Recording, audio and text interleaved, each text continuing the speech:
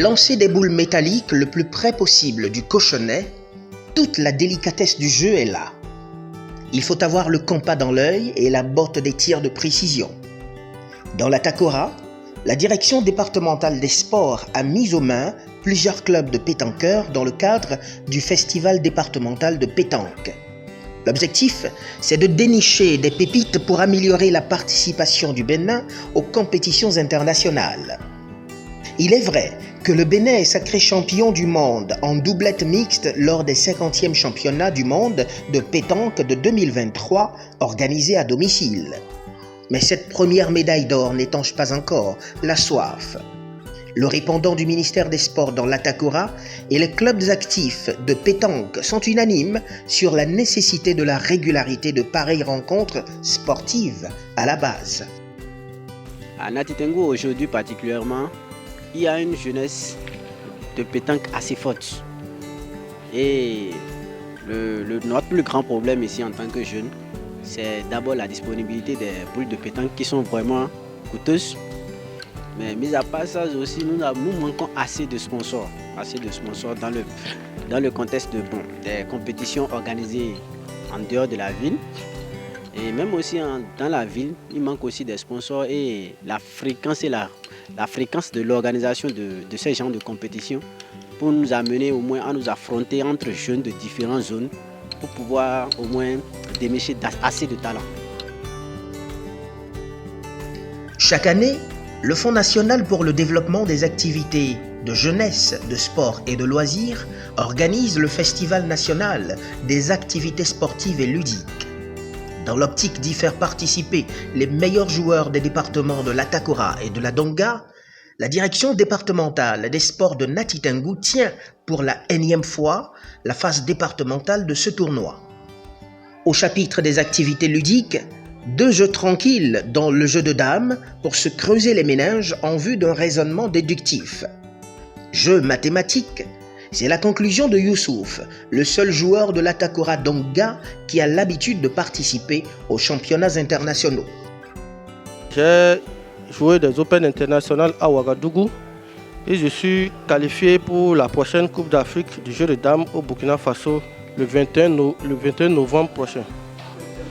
Le jeu de dames, c'est un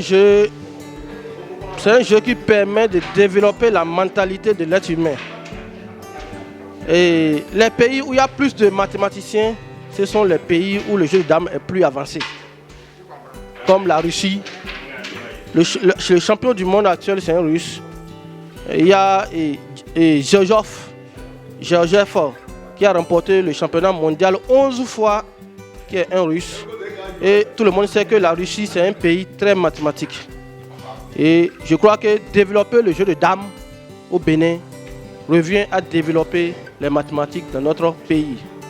Donc même en Afrique, il y a les pays comme la RDC, Congo, comme le Cameroun, qui met le jeu de dames dans l'école maternelle, l'enseignement du jeu de dames dans l'école maternelle pour développer la mentalité des enfants, pour amener les enfants à avoir un esprit mathématique. Donc je pense que le jeu de dames est très important pour le développement du Bénin. Quand on ne peut plus s'asseoir pour mieux réfléchir, il faut prendre de la hauteur pour mieux apprécier le déplacement des pions de l'adversaire sur le damier. Deviner toutes les possibilités de jeu est indispensable pour peaufiner et alterner illico presto des stratégies de défense et d'attaque afin de damer le pion aux joueurs d'en face. Mais quand on prend son compétiteur pour un lapin de 3 semaines dans un jeu aussi ingénieux, imprévisible que mathématique, comme celui qui est dénommé Adji, on s'en mord les doigts.